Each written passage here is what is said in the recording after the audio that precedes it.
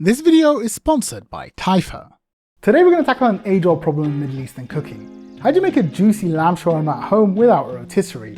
We're going to show you our special technique for super juicy meat and how to make all the sides and sauces you need for the perfect sandwich. The grilled flavour and tender juicy texture that makes shawarma so good comes from grilling and shaving super thin layers. In a home kitchen, that is almost impossible to replicate, and while it might be trendy to bake shawarma in the oven, it's guaranteed to dry out. So instead, I recommend a slow braised lamb shoulder. Once pulled into shawarma, you'll get the same juicy tender texture with even less work. To get started making this delicious lamb shawarma, you need a marinade to give it its iconic shawarma flavour. This Lebanese and Syrian style marinade is exactly what restaurants use to make theirs so tasty.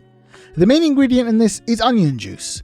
To make it, roughly chop 650 grams or 2 large onions into big chunks. Add those to a blender or food processor and pulse them at high speed until they're broken down. This onion mash contains all the sweet and savoury onion flavours that are common in Middle Eastern grills. Let's extract it. You can use a fine mesh sieve to drain the liquid, but if you have one, a nut milk bag is better and way quicker. The only downside is your hands can stink of onions for days, so you better be wearing some gloves. After a couple of minutes of squeezing the pulp, you should end up with about 250 milliliters of onion juice.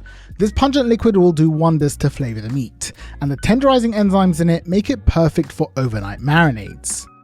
Now let's combine that with all of the spices in the world. In a bowl, add 2.5 teaspoons of salt, 1 teaspoon of black pepper, 1 teaspoon of allspice, then half a teaspoon each of the following: ground cardamom, white pepper, cinnamon, ground ginger, ground coriander, and a little known spice called mahlab. This is made from the pits of cherries, and it kinda tastes like a hybrid of almonds and pastries. Grate in about half a teaspoon of nutmeg and then add a 1/4 teaspoon of ground clove. Like I said, this uses all the spices in the world, but if you're missing 1 or 2, it will still taste great. To turn it into a wet rub, add 3 tablespoons of the onion juice as well as 2 tablespoons of freshly squeezed lemon juice. Mix together, that will give you a seriously flavourful marinade. The last ingredient is a tomato that is simply grated in, and you now have the perfect flavour base to make the most delicious meat shawarma. Speaking of meat, here's our cut of choice. This is a 2 kilogram lamb shoulder, the juiciest cut for slow cooked lamb. If you're one of those people who finds lamb too gamey, then beef chuck is a good choice too, but there's also a fix for that if you still want lamb. Across from where the lamb shank points is a small pocket of fat between the layers of meat. There's a scent gland embedded in this fat that is the source of gaminess. Everyone should remove this from the lamb shoulder before cooking so it doesn't perfume the meat with unpleasant flavours. Other than removing it and trimming off any stamps, there's no other prep needed. To make this as flavourful as possible, you can marinate the meat overnight in a Ziploc bag, but this recipe is designed for 0 marination time, so that's completely optional. To braise this lamb shoulder to perfection, you'll need some aromatic vegetables and a flavourful braising liquid to infuse it as it cooks. The vegetables are 4 medium onions chopped into quarters, 2 plum tomatoes also in quarters, and 2 red and green chillies poked with a couple of holes each. As for the liquid, combine 200 milliliters of the remaining onion juice with 500 milliliters of lamb or vegetable stock. Add 2 tablespoons of white vinegar and 2 tablespoons of lemon juice. Break out a deep roasting dish, then into it goes the vegetables as well as 3 bay leaves. As for the lamb, spoon the marinade over the surface and rub it in to coat thoroughly. Then flip it over and do the same thing on the other side. Any marinade that falls off will just end up in the braising liquid, so that's okay. Now before this goes in the oven, I'm going to stick in a thermometer probe so I can monitor the internal temperature while it cooks, and make sure that it's cooked to perfection. And once that's in there, pour in the braising liquid. Wash out any remaining marinade and top up with about 750 milliliters of boiling water. Wet a baking sheet or 2 and then spread them over the tray like a blanket to keep the moisture from evaporating. Then seal it all in with some foil. That can now go into a 160°C oven with the fan on to cook for about 5 to 6 hours. We need the lamb to reach an internal temperature of 97°C and then stay there for a while for it to become tender, and that's where setting my desired temperature on the Tahina sink becomes useful. Thanks to Tahina for sponsoring this video and giving me a genuinely useful kitchen tool that is really well designed. The Tahina sink is a Bluetooth thermometer that comes with 2 6-sensor temperature probes. The sensors in each give you super accurate readings of the internal meat temperature and the ambient temperature of the air around it as well. It's perfect for slow cooking in the oven, and with 2 probes you can smoke 2 different things in a barbecue at the same time. All the temperature data is sent to the sink base over a stable Bluetooth connection, allowing you to track the temperatures of each probe right on the device. Now that's useful, but I personally don't want to spend all day near my smoker or oven. With Tahina Sync, you can connect it to your Wi-Fi and use the handy mobile app to track the progress no matter where you are. You can set alarms for various things, like the ambient or internal temperatures getting too hot or cold, and when those events happen, you'll get a notification so you can check on the meat.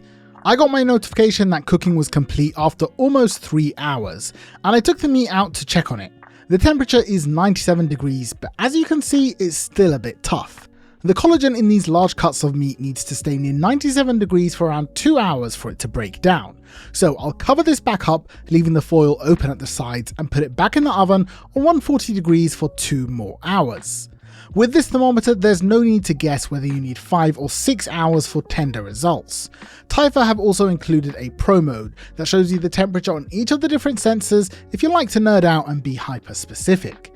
This device is genuinely great quality and so useful, so if you're looking for a wireless thermometer, head over to the link in the description and use my code MIDDLEEATS to get 10% off your very own Tahina Sync. While the lamb finishes up in the oven, it's a good time to make all the other components for a perfect shawarma sandwich.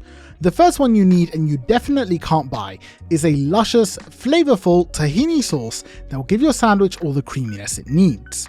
To a bowl, add 100 grams of high quality tahini paste and 150 grams of thick Greek yogurt. Pour in 50 milliliters of water and 40 milliliters of fresh lemon juice. Season with half a teaspoon each of salt, black pepper, ground cumin and cayenne pepper, then grate in a clove of garlic. Whisk this together to combine, and the water will be absorbed to create a wonderfully thick tahini dip. This stuff is so good it could even make old shoes taste delicious. You could thin this out with more water, but I find the creamy texture of a thicker dip perfect for sandwiches. The next thing you need for the perfect sandwich is some Middle Eastern style pickles. These salty pickled cucumbers are good if you can get them. All you need to do is chop them into little spears. But if you can't get them, here's something even better. Slice 2 red onions into thin strips like this, and when you have a big pile, scrunch them together to separate all the layers. Transfer them to a sterile jar, then add 2 to 3 cloves of garlic, 1 teaspoon of coriander seeds, 1 teaspoon of black peppercorns, and 2 teaspoons of sumac. In a pot, make the pickling liquid by adding 2 teaspoons of salt, 1.5 tablespoons of sugar, 400 milliliters of water, and 300 milliliters of white vinegar. Bring that liquid up to a boil and then pour it into the jar to fully submerge the pickles. Set those aside to cool and begin their pickling process. They'll be ready after an hour, but will continue to improve in flavour the longer they sit. And while they're pickling, it's a good time to make some fresh flatbreads. Syrian and Lebanese shawarma is usually wrapped in sarge bread, but that's challenging to make at home. A Turkish style lavash is the perfect, easy alternative for wrapping your shawarma, and this recipe from Hungry Man Kitchen is super simple to make. In a bowl or in a stand mixer, combine 10 grams of dried active yeast, 4 grams of sugar and 200 milliliters of warm water. Add 300 grams of bread flour and 5 grams of salt, then mix on low speed to combine. This recipe can easily be done by hand, and you'll mix until the loose flour has all gathered into a loose dough. Turn the machine back on and knead it on a low speed for about 5 minutes. To check the dough, grab it with your fingers, and it shouldn't leave behind a lot of sticky dough like this. Keep kneading it until the dough just about turns smooth, and grabbing it leaves only the tiniest traces behind. This dough is now ready and needs to rest. Form it into a ball, oil the bowl, then put the dough back in and cover it. Set it aside to rest for 15 minutes. While it's resting, give your worktop a quick clean and sprinkle with flour. Then tip the dough out when the time is up and divide it into 6 roughly equal pieces. Each one will become a piece of bread. Tuck them into smooth balls and place them on a floured tray, then cover them again. Give them another 15-minute rest, then one by one roll and cook them. Flour your work surface and rolling pin, then gently roll them out into a 25 to 30 centimeter circle. Make sure they're small enough to fit into one of your non-stick pans, which should be preheating while you roll them. As soon as you've rolled it out, put it in the pan over high heat. They need to cook for about 3 minutes. Once they've got some larger bubbles on the first side, flip them over and let them cook through. You can flip again, but there's no need to aim for a full puff. Once they look kind of like this, remove them from the heat and store them in a large covered pot or pan to keep them moist while you make the rest. The result is these soft and delicious flatbreads that are perfect for turning into wraps. They're so easy to make and versatile that they should be your first port of call whenever you need a soft flatbread. Right about now, the lamb should be pretty much done, and when it comes out of the oven, the meat will be incredibly soft and tender. We'll tear into it after it's had a short rest, but if you want the full experience, it's time to give it some smoky flavour the real Middle Eastern way. Grab a couple small pieces of coal and set them on fire. You need these glowing red hot, so I'm using a torch. While they light, baste the meat, then fold and shape a square of foil into a bowl.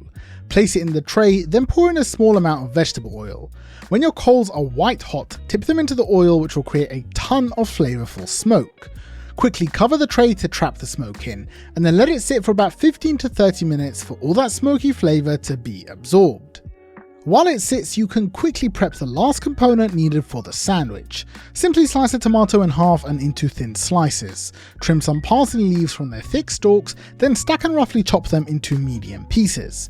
Grab the quick pickled onions and pull out a large handful, and that's all the vegetables you'll need. Once the lamb is cooled enough, it's time to pull it out from its cooking broth. Though be careful because this is going to fall apart.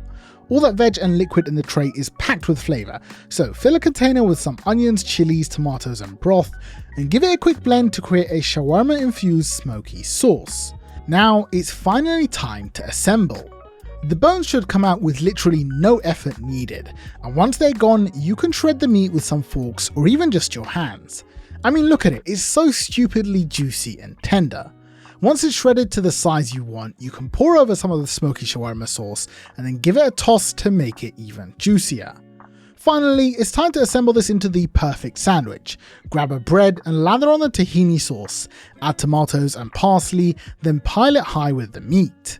Add pickles, more parsley and some more tahini or smoky sauce to add an extra layer of flavour. This meat shawarma might not be grilled, but I can guarantee that it will be the tastiest, juiciest, bestest shawarma sandwich you ever make at home.